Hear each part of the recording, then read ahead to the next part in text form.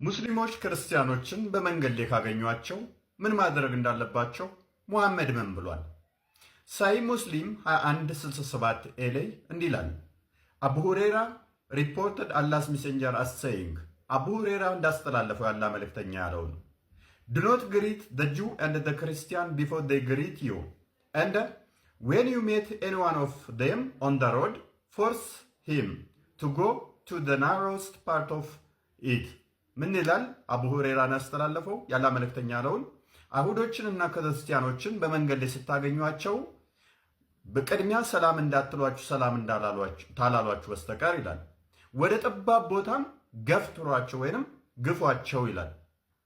እዚህ ጋር ደግሞ እንደምታዩት ተፍሲር ኢብን ከሲር ሱራ 9:29ን ሲፈስር ክርስቲያኖችን እንዴት ማሰቃየት እንዳለባቸው ሲናገር ቤተ ክርስቲያናቸው ውስጥ እንኳን ከፈለጋችሁ እንደፈለጋችሁ መዝናናት ትችላላችሁ። ለሶስት ቀን ያህል ቤታቸው ውስጥ ምግባችሁ መብላት ትችላላችሁ። ሙስሊሞች አልጋቸው ላይ እንኳን መተኛት ትችላላችሁ። ሙስሊሞች የክርስቲያኖች ቤት ገብታችሁ ክርስቲያኖች ድምፃቸውን ከፍ አድርገው ጸሎት መጸለይ የለባቸውም በቤተ ክርስቲያናቸው ውስጥ ይላል።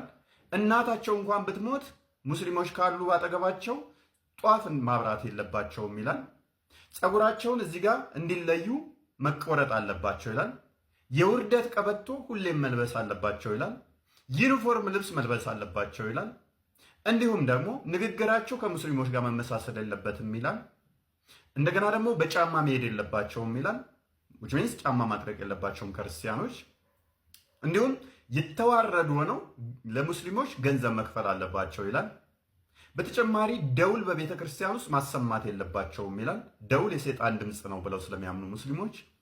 በተጨማሪ ደግሞ በአረብኛ ማህተብ መምታት የለባቸውም ይላል።